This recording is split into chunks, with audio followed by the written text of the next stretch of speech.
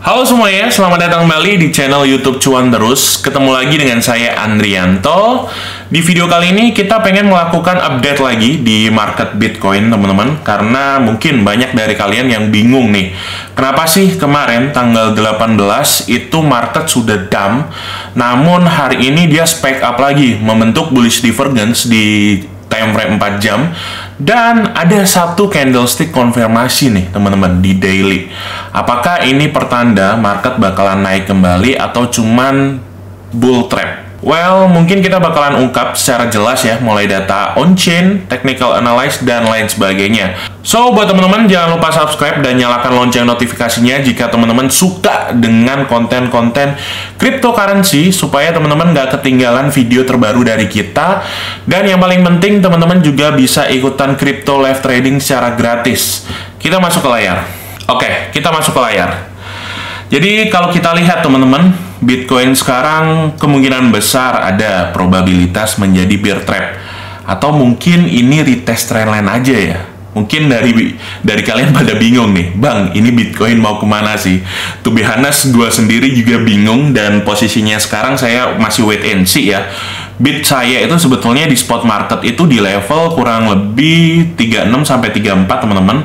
Ini paling nyicil cuma 5% sampai 10% aja, dan sisanya ada di 30 dolar sampai bukan 30 dolar, 30.000 dolar sampai 28.000 dolar. Namun kalau kita ngelihat price action dari Bitcoin sekarang, kemungkinan besar masih bakal berpotensi untuk naik. Ciri-cirinya sudah muncul teman-teman. Yang pertama adalah dia daily close-nya berbentuk seperti hammer candlestick, which is ini adalah candlestick reversal. Kemudian kalau kita turunin time frame-nya ke 4 hour teman-teman, ini ada indikasi bullish divergence. Ya, ini cukup kuat, strong divergence teman-teman. Dari harga dia dari lower high ke lower low, sedangkan dari osilatornya dia lower low dan ke lower high. Ada sebuah perbedaan divergence. Namun kalau kita ngelihat Bitcoin sendiri masih struggle di level trendline bearish flag-nya di daily teman-teman. So, kita bakalan ulas kira-kira potensi apa sih yang bisa kita manfaatkan di Bitcoin kali ini, teman-teman.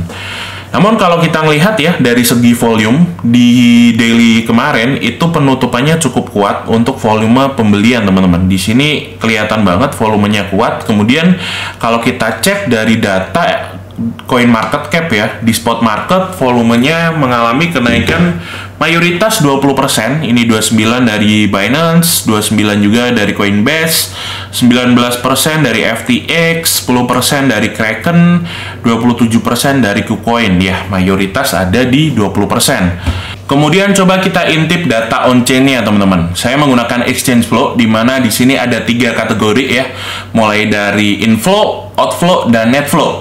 Inflow merupakan Bitcoin masuk ke dalam exchange. Kemungkinan besar ada indikasi dia bakalan dijual. Probabilitasnya lebih besar seperti itu.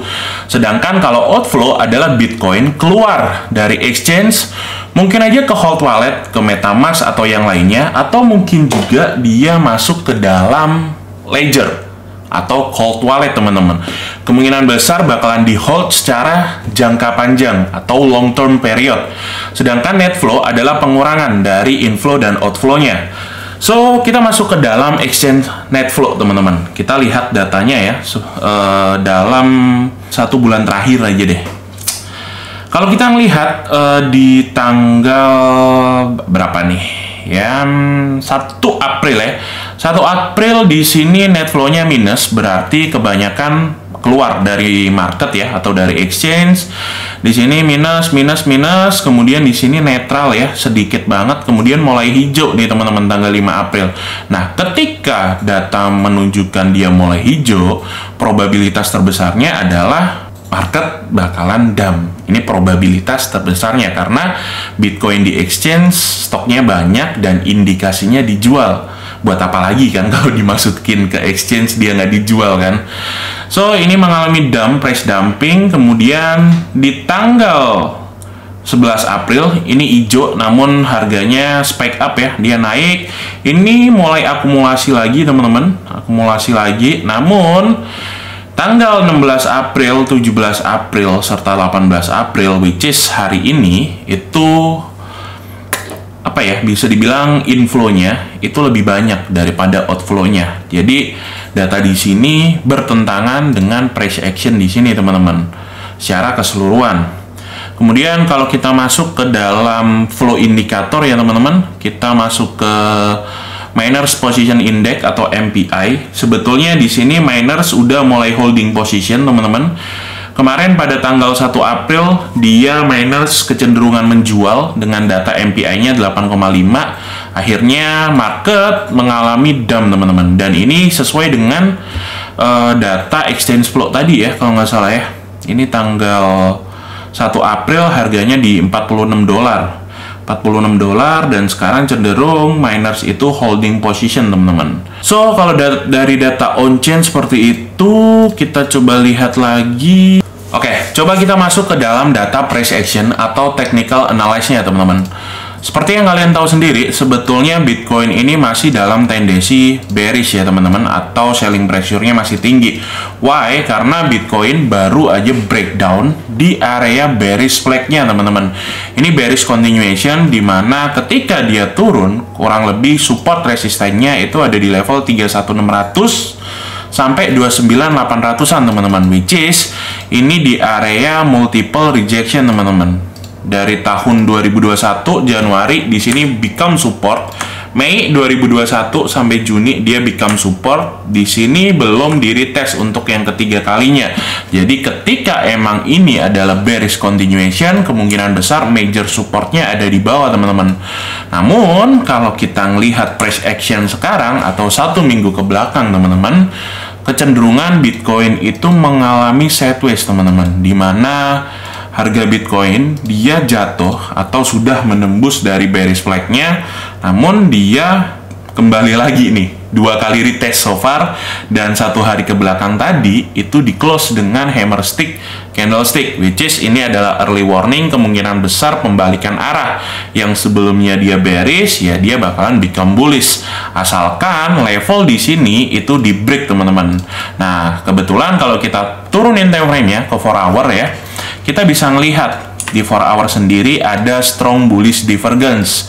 Di sini harganya dari lower high dia ke lower low, sedangkan dari RSI atau osilatornya dari lower low ke lower high ada sebuah perbedaan, teman-teman. Contohnya seperti ini. Ketika bullish, price-nya dari lower high ke lower low, harusnya kalau teman-teman yang emang catch bottom, tipe traders yang agresif ya, bisa beli di level bawah sini. Namun kalau teman-teman merupakan tipe traders yang perlu konfirmasi atau observatif, itu bisa melakukan pembelian jika level ini di breakout, kemudian ini di retest, teman-teman. Coba kita lihat contoh bullish divergence sebelumnya yang ada di Bitcoin ya. Ini ada juga, namun kecenderungannya ini cukup ekstrim ya penurunannya ya. Di sini dari lower high dia ke lower low, sedangkan dari RSI lower low ke lower high. Nah, teman-teman bisa lihat nih, dia spike up dalam 1-2 hari ke depan, kemudian mengalami sideways, teman-teman. Kalau kita rubah ke daily candlestick-nya, kurang lebih mana tadi ya? Nah, di sini nih, dia 1 hari. Ini hari pertama dia spike up, mirip kayak tadi, cuman nggak ada shadow-nya ya. Ini ada shadow-nya, kemudian 2 hari berikutnya baru melakukan pumping, teman-teman. Nah, sebetulnya kalau kita ngelihat pola seperti ini, best way ya, teman-teman, balik lagi, saya bukan financial advisor, teman-teman. Ini merupakan konten edutainment aja, merupakan konten untuk penyampaian pendapat pribadi saya, dan kemungkinan besar ya ini tradingan saya gitu ya. Kalau saya pribadi ya, ketika ada pattern seperti ini, better saya tunggu di area support resisten yang di bawah, teman-teman. Which is kalau kita gunakan Fibonacci ya, dari swing low ke swing high, golden ratio itu ada di 0,618. Kita bisa standby, teman-teman, di level sini untuk melakukan pembelian. Nah, coba saya hapus, saya tarik garis horizontal line, buy kurang lebih di level sini, teman-teman. Alright. Kemudian invalidasinya atau stop loss-nya, teman-teman, di bawah level low-nya, teman-teman. Ya, di sini bolehlah dengan take profit maksimal atau minimal Ini ideal sih, dengan take profit ideal di 43. Kalau ngomongin maksimal, kita bisa di area retest double topnya di time frame 4 hour ya teman-teman. Jadi seperti ini. Nah, ini adalah buy ketika dia mengalami koreksi teman-teman. Atau kalau teman-teman pengen menunggu konfirmasi ya, atau mungkin ini gak bakalan dikasih, best way untuk kita trade adalah menunggu dia naik ya.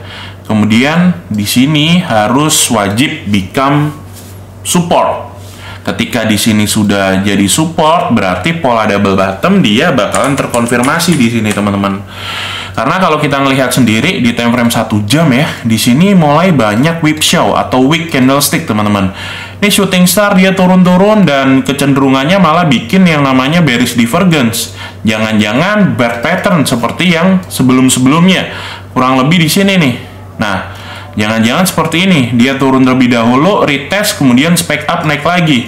Nah, enaknya kalau kita beli di sini, kalau dia naik teman-teman, naik di sini dan dia di reject, at least kita bisa take profit atau minimal ya pindahin stop lossnya di entry seperti itu. So, menurut kamu, apakah ini bakalan terjadi bear trap atau bull trap teman-teman? Ya kan? Kenapa gue bisa bilang bull trap? Karena di sini retest area bearish flag di daily time frame, 2 kali di retest dia nggak mengalami penguatan atau at least dia masuk lagi deh, ya kan? Masih di tengah-tengah banget sebetulnya. So mungkin ini aja quick update yang bisa saya sampaikan teman-teman. Oke, mungkin itu aja yang dapat saya sampaikan. Thank you banget buat teman-teman yang nonton dari awal sampai akhir. Kalau suka jangan lupa like-nya dan jangan lupa untuk subscribe teman-teman. Oke, gue udahan deh. Ada mau terawih teman-teman. Bye-bye.